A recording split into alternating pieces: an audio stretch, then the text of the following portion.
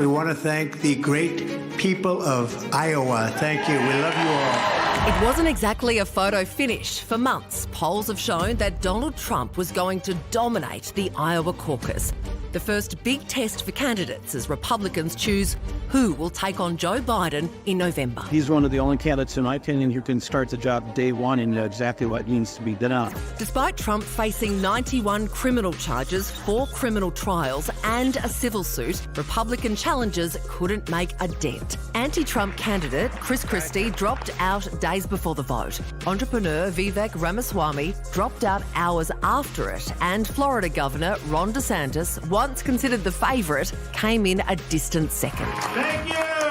This despite DeSantis spending more than $240 million on his campaign so far.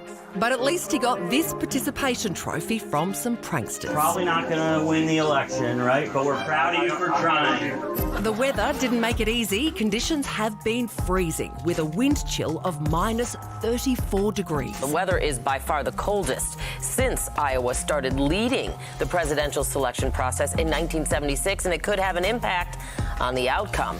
But cold conditions wouldn't stop Donald Trump, who showed he was willing to make the ultimate sacrifice, the lives of his supporters. Even if you vote and then pass away, it's worth it. Trump's Iowa victory sets him up for next week's primary in New Hampshire, which he's also favoured to win.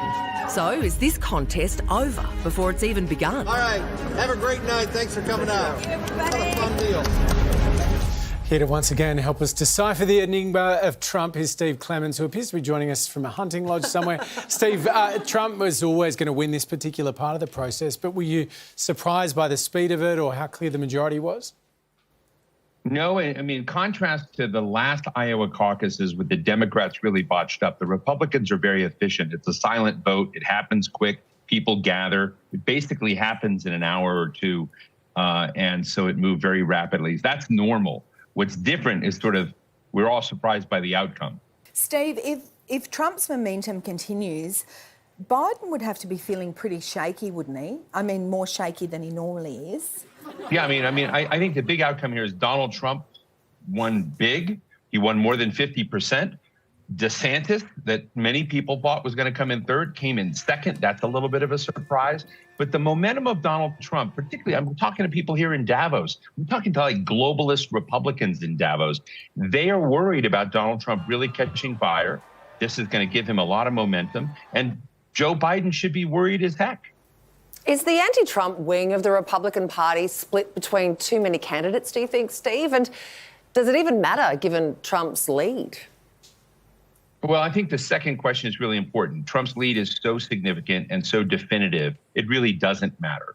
That said, there's not a consensus about opposition candidates. And in this case, we had 3 candidates running against Trump in Iowa. Vivek Ramaswamy, who just dropped out and basically endorsed Donald Trump. And then you've got Nikki Haley and Ron DeSantis. And they're 2 very different kinds of people. So it's not that there are too many, it's that the share of the pie that they have is kind of tiny compared to how big a piece of pie Donald Trump has right now in the Republican Party. Steve, you're in that hunting lodge that we just saw there in Switzerland with the world's billionaires for the World Economic Forum.